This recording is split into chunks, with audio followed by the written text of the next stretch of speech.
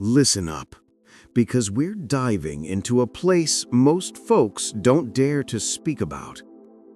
There's that moment you keep to yourself, your friend's big promotion, your siblings' newfound glow, or a stranger's seemingly perfect life flashing across your screen, and suddenly something stings. You put on a smile, nod along, and hit that like button. But deep down, a tiny, sharp voice whispers, "Why not me?"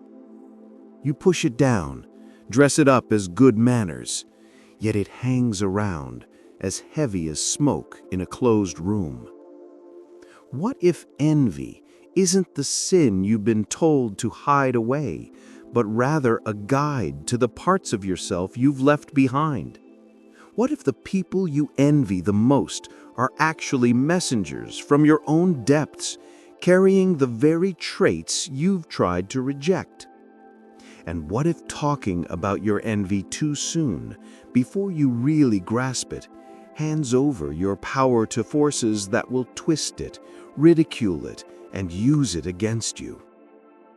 Tonight, we're going to follow Carl Gustav Jung into the shadowy corners where envy lurks, where footsteps echo, and every shadow seems like a competitor. We'll unlock 3 doors. Behind the first, you'll find the face you've been avoiding. Behind the second, the story you tell yourself to keep small. And behind the third, a revelation so unsettling that Jung warned most people would rather throw it at others than confront it within themselves. But he also discovered the secret key: how envy can shift from being toxic to becoming a source of energy, from shame to a signal. Stick with me, because the cost of looking away isn't just a bad mood, it's a life that's slipping away. Jung observed everyday people grappling with a remarkable secret. The feelings we refuse to acknowledge don't just vanish, they accumulate in the shadows. That hidden corner of our minds where the traits we've cast aside linger in the dark. Envy shines as one of the clearest signals, a sudden spark that reveals what we're lacking within ourselves. You might see someone stepping into a life that feels oddly familiar, and suddenly your chest feels tight. That pressure isn't merely pettiness, it's a message. Your psyche is saying, "You've left something behind. Come back for it." Jung's insight is both refreshingly straightforward and profoundly challenging. The things that annoy you in others often point to an undeveloped part of yourself. Envy highlights the gap between the life you're living and the life you could be living. When you label it as fate or unfairness, the shadow continues to write the script while you insist you're just a spectator. But if you take a moment to confront that discomfort, you'll start to see the outlines of something you're missing: courage, voice, creativity, authority, intimacy, discipline. The person who triggers you is a reflection, not a monster. Follow that sting back to its source, and you'll discover a locked door with your name on it. Until you make the unconscious conscious, it will direct your life and you will call it fate. Jung didn't say this to scare you. He offered you a key. When you feel that sting of envy, it's a hidden pattern taking the wheel. If you label it fate, you remain in a slumber. But if you name it, you reclaim control. Everything that irritates us about others can lead us to an understanding of ourselves. If someone's success gets under your skin, that irritation is pointing you in a direction. What specific trait bothers you? Is it their daring nature, their discipline, or their visibility? Then consider where that trait is yearning to emerge within you. That irritation isn't a sign of pettiness, it's a sign that you're ready for growth. The shadow is a moral problem that challenges the whole ego personality. Envy isn't just a fleeting feeling, it's a moral crossroads. One path leads to contempt and gossip, while the other opens up to responsibility and personal growth. You get to choose the narrative of your life. One does not become enlightened by imagining figures of light, but by making the darkness conscious. Don't sugarcoat your envy or dress it up as virtue. Sit with it. Write down the truth you're hesitant to admit. Allow the darkness to express itself long enough to uncover what it truly seeks from you. In that raw honesty, the energy starts to shift. She showed up right on the dot, looking pristine and courteous, the kind of person who brings a sense of order to any space she walks into. Her neighbors often sang her praises for her kindness, her church admired her modesty, her family lauded her patience. But when it came to her sleep, the story took a different turn. Night after night, she found herself dreaming of rivals in dazzling rooms, of stages that felt just out of reach, and of knives shimmering on a table she was too afraid to approach. By day, she baked, served, and comforted. By night, she woke up with her fists tightly clenched. Jung tuned in to the underlying logic amidst the chaos. The envy she admitted in hushed tones wasn't born of hatred. It was more like the heat radiating from a sealed furnace. She looked up to women who basked in the spotlight, those who boldly etched their names in big, bold letters, women who confidently grabbed the microphone without a hint of apology.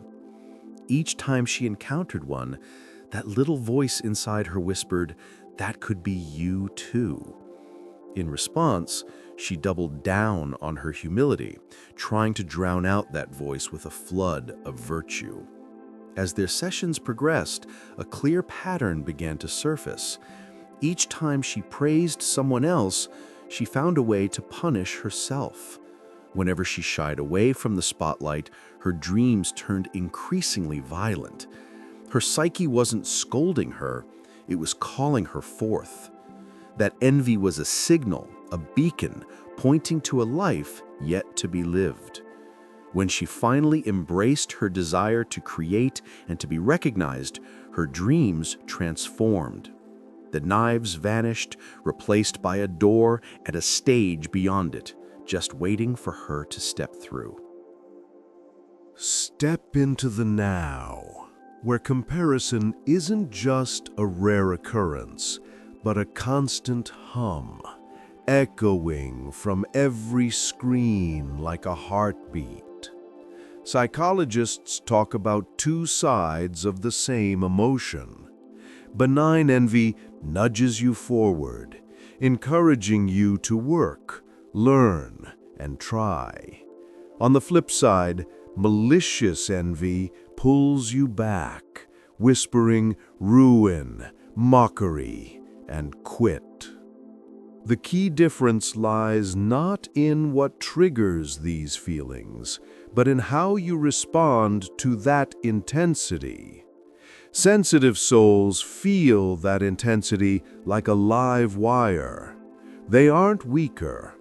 They're finely attuned, picking up on subtleties that others overlook, often paying a higher price for the overload. Neuroscientists map out the pain of comparison, lighting up our brain's pain pathways, proving that the sting is all too real. Our brains keep tabs on social rank and belonging because at one point our survival hinged on both. When your feed showcases one triumph after another, your system gets flooded with signals that you're falling behind, even when your own life is quietly flourishing. The outcome? Restless scrolling, sleepless nights, and an unnameable hunger. But here's the good news. Those same brain circuits can be retrained. Shift your focus to specific, actionable qualities in the person you envy, and your nervous system can transition from feeling threatened to feeling challenged. Suddenly, daring becomes a practice. Discipline turns into a schedule, and visibility transforms into a single courageous post. Jung might call this a shift from projection to ownership. The tools we have are still the same. Take a moment. Identify the trait. Claim a piece of it today. Layer 1 is the spark. It ignites quickly, almost without you noticing. You catch a glimpse of a post, hear a name, or see someone step into a space you've been eyeing for years. Suddenly, your stomach knots, your breath becomes shallow, and your mind starts to categorize everything into better and worse. This is just the way it is. It's your ego doing some quick calculations. How far am I from that life? How close am I to my own? The spark isn't the issue. It's merely the first warning light on your dashboard. Layer 2 is the smoke. Here, your mind tries to cool down the heat by spinning stories. They had help. They got lucky.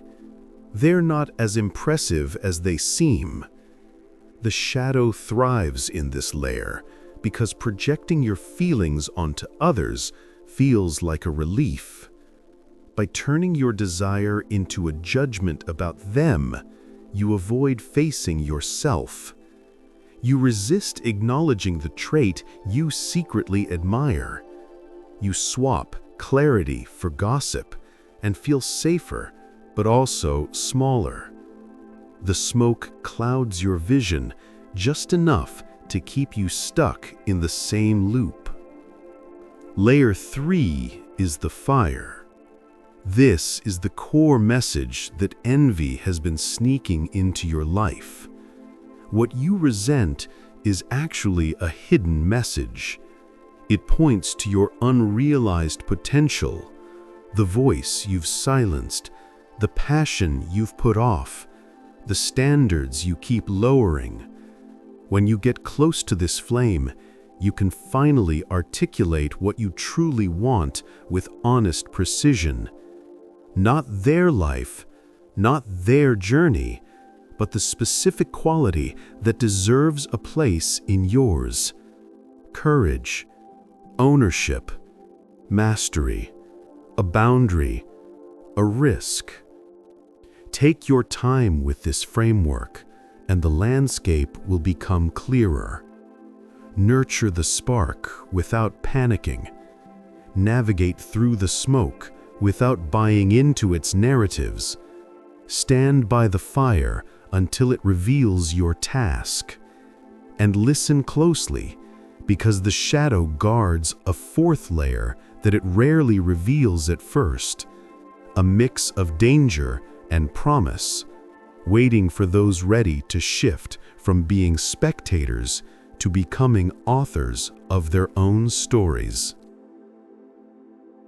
Start with containment, that quiet little crucible. Keep the heat to yourself. Don't share it with anyone. Sit in solitude and let your feelings reveal themselves without any masks. Write down the sentence you'd never dare to post. I envy her fearlessness. I envy his authority. I envy their momentum. Keep that page just for you. Your secrecy isn't shameful. It's a form of incubation. Next, move to deprojection, where you bring back the image. Instead of brushing off their success, pinpoint the exact qualities you admire: clarity, consistency, sovereignty. Reflect on where even a tiny seed of each quality already exists within you. Find just one small piece of evidence and highlight it. Each time you reclaim a fragment, the shadow loses its grip. Now, dive into active imagination. Engage in dialogue instead of denial. Close your eyes and envision the person you envy in a simple scene. Ask them what they want from you. Wait for a clear task, a deadline, a boundary, or a practice. Let the answer be straightforward and unembellished. The psyche values clarity. Perform the ritual of reversal. In silence, send blessings to the person who ignited that fire within you. May their journey pave the way for yours. Acknowledge the knot in your stomach and breathe until it eases. This transforms poison into insight. Wrap it up with the microclaim. Take one tangible step within the next 24 hours. Publish a paragraph. Set a price. Request a meeting. Focus on the action, not the applause. Do it again tomorrow. Do it again next week. As these actions pile up, envy will start to fade. The energy you once spent watching others will now be used to draft the outline of your own life. Envy doesn't stay quiet for long. If you let it out before you've really processed it, it seeps into the atmosphere like gas. It starts with social contagion. One sharp remark turns into a group narrative, and suddenly you're labeled as the jealous one. That perception from others merges with your own feelings. Then comes the energy drain. By sharing your desires before you fully developed them, you give away your drive to the audience. The focus shifts from creating something meaningful to just putting on a show. Your craft slows down while the algorithm rewards your grievances. Your persona grows, but your true self feels diminished. This leakage can also provoke backlash.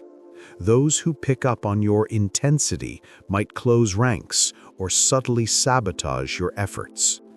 You start to feel left out and respond with even more performance, which only widens the gap.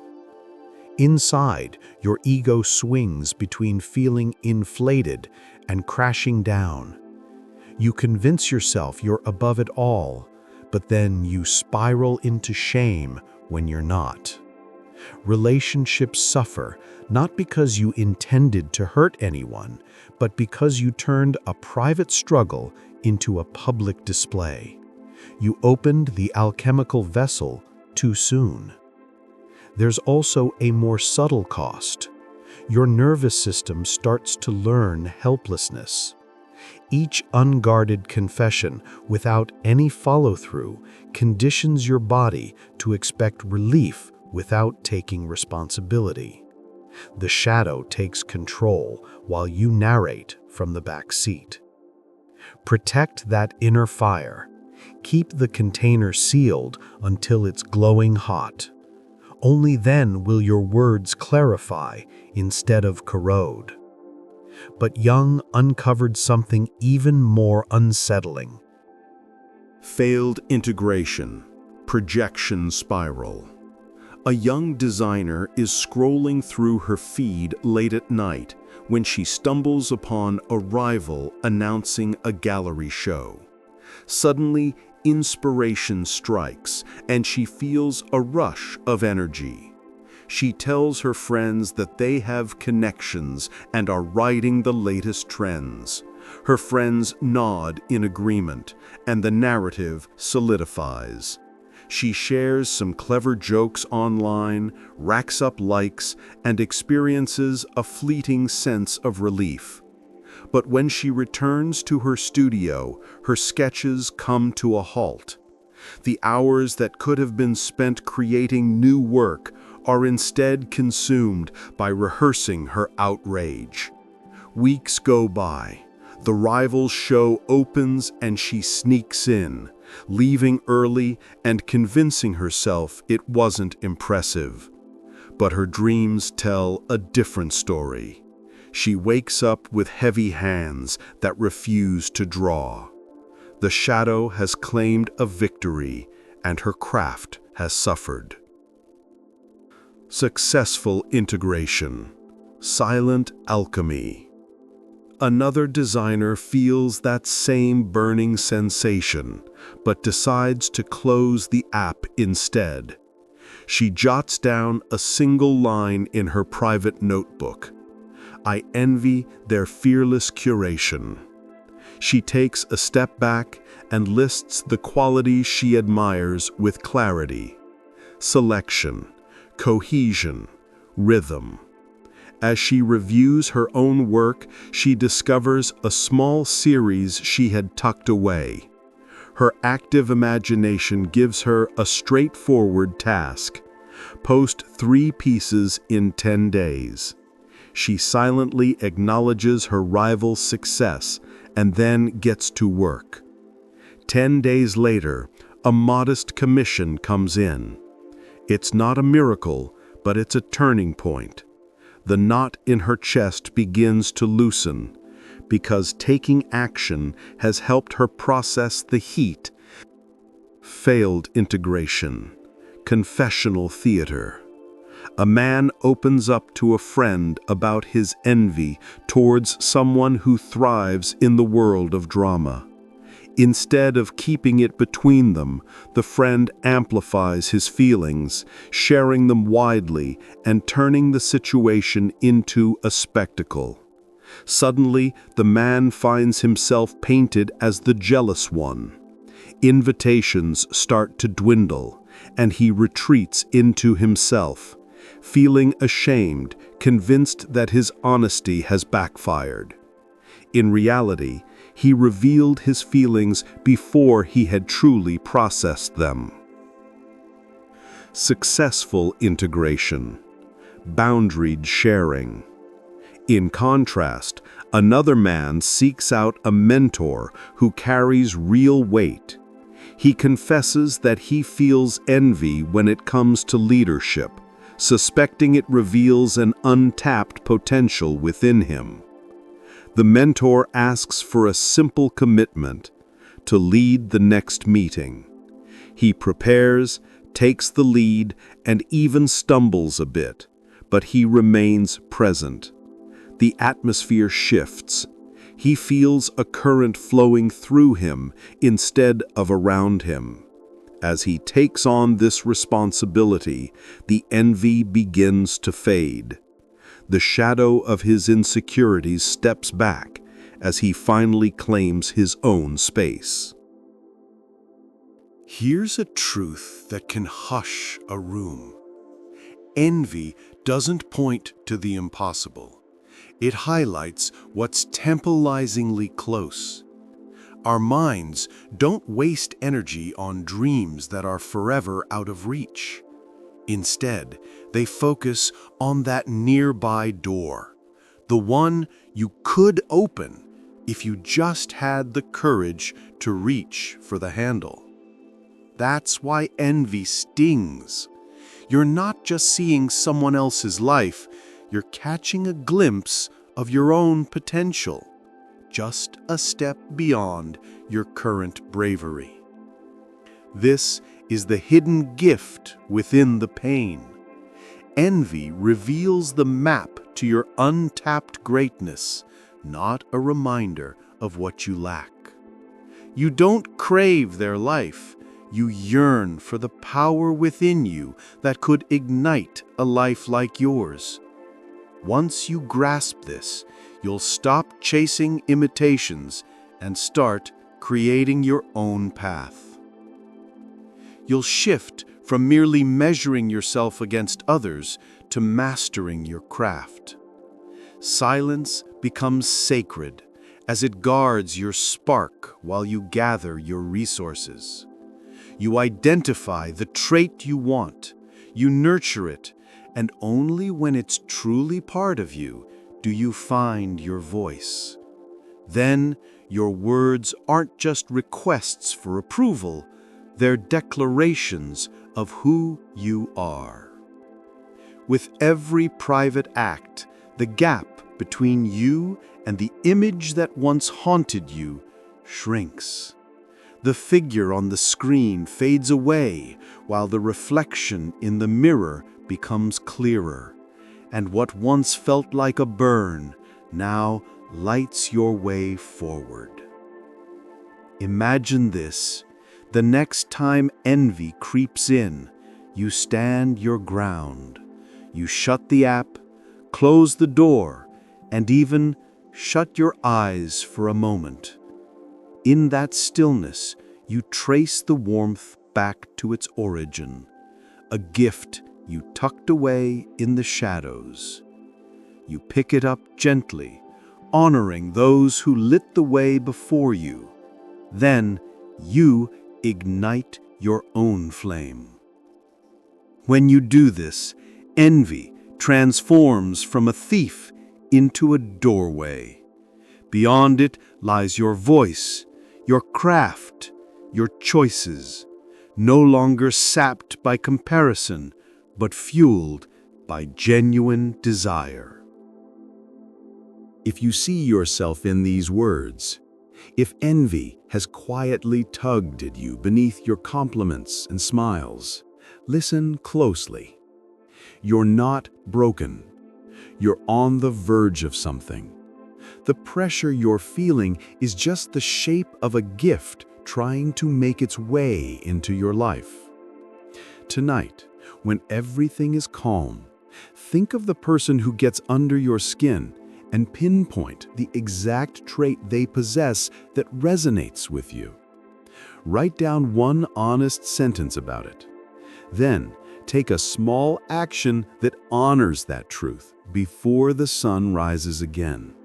Remember, even the tiniest promise kept in private can create momentum. Share this in the comments, not as a confession, but as a bold statement. What's the one quality your envy has been highlighting?